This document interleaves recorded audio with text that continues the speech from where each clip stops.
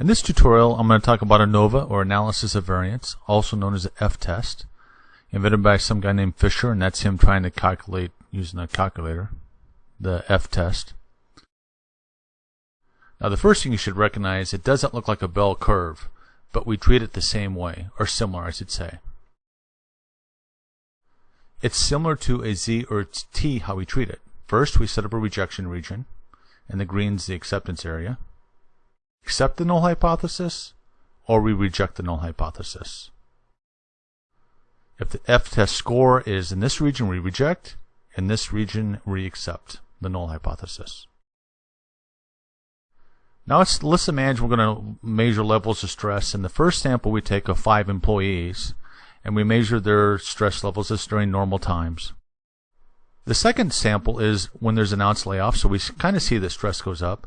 And the third sample is during the layoff, so we measure stress. And we want to see if layoffs causes stress to increase. The first sample has 5 observations, the second sample has 5 observations, and the third sample has 5 observations, for a total of 15 observations. That's what that capital N means. We have 3 samples, green, red, and blue, with a total observations of 15. We can compare the 3 means and see how they compare back and forth. Or we can compare the variances and see how the variances vary between the 3 samples. And that's what we do with analysis of variance. We compare the variance. That should be obvious. We do this thing called sum of squares, and I'm going to describe what that means here, whether sum of squares is or are, I guess. We look within the groups. That means what is the variance in the green? We take the sum of squares. We look at the variance within the red, and what's the sum of squares? And the variance within the blue, and say what's its sum of squares? And then we look across all 3 samples, and we say what's the variance across 3 samples? And we say that's between groups. So we look at the sum of squares between groups. And the last thing we do, we take these 3 samples, the green, the red, and the blue, and we treat it as one large sample, and we take the variance of the whole sample here, variance from the mean. We have a total variance, and we have total sum of squares. That's the last sum of squares we have. I'm going to do some calculations. I'll do another video using Excel and show you how to make these calculations too. So look at the variance of the green, variance from the mean.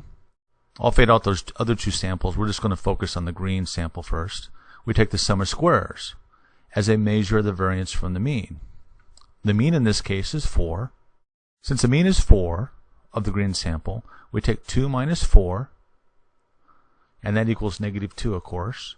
And 3 minus 4, that equals -1. We do this for each observation and its difference from 4, or the mean. Take each observation and we square it. And -2 squared is 4, -1 squared is 1, 3 squared is 9, and -2 squared is 4, and one more, which would be also 4. And we sum those up and we get 22. Now we take the sum of the squares, that's the squares, sum of the squares is equal to 2. That's why it's called sum of squares. If we do the same thing for the red sample, it's 18. The sum of squares is 18. And the sum of squares for the blue one is 14.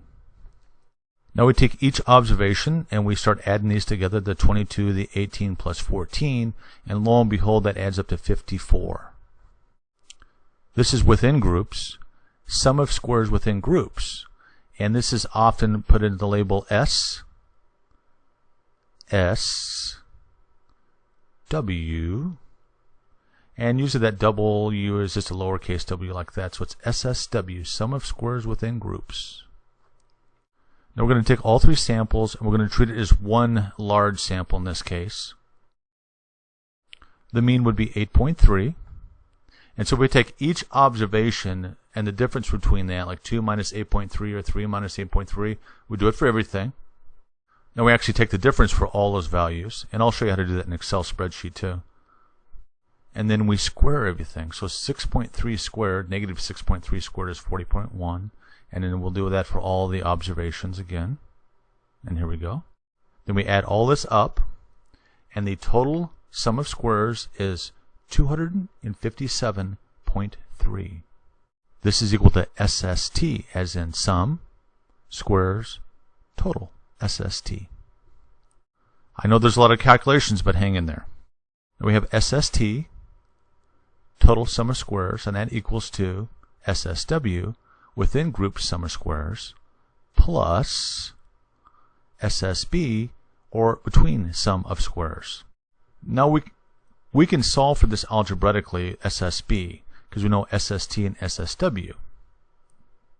Now algebraically, we get, I'll set this up algebraically, we subtract SSW from both sides of the equation, and that's SST minus SSW is equal to SSB. Hang in there. You can do it! Now if we plug in 257.3, which we calculated, minus 54, which we calculated, that equals to SSB, which is 203.3. And we'll need this information when we calculate the F score. Let's do a quick review. We had our samples, and we calculated the variance between groups. Then we calculated the variance within groups. We have that number. We just did that. And we also calculated the total for the entire group, the variance. From this, we're going to take between groups, within groups, and come up with the F ratio. You're probably going to have to watch this video more than one time. The total for the entire group was used for a calculation, but again, you're going to have to watch this video a couple times. So now, ready for our final calculation. So we have sum of squares between, divided by degrees of freedom between, and that's the number of samples minus 1. And remember, we had 3 samples, so it's 3 minus 1, which is 2, right there. SSB is 203. We just calculated it. And this equals to 101.667. Now, if we take the SSW, which is sum of squares within, divided by degrees of freedom, which is the number of observations minus the samples, so we take 54 divided by 15, the total number of observations minus 3 samples is 12. That equals to 22.59. Now, we have the F is equal to 22.59, put that on the denominator, or the bottom, slide it right there, and 101.667 goes on the top, in the numerator, and we'll put that right there, and this equals to 22.59. Now we interpret the results, and we come up with it, we write it as F2, 12, which means degrees of freedom of the numerator, degrees of freedom of the denominator. And if you watch this again, you'll see how I got that 2 and 12. We just did that a second ago. And if you look this up in the back of any standard statistics book, it equals to 3.88. So we can calculate our rejection region, which is that area right there. Let me shade that red perfectly. And this equals to 22.59, which is a lot larger than 3.88, so we reject the null hypothesis and conclude that laying people off does cause stress at the workplace. Imagine that. Well, you're going to have to probably watch this a couple times. It's a difficult concept in statistics.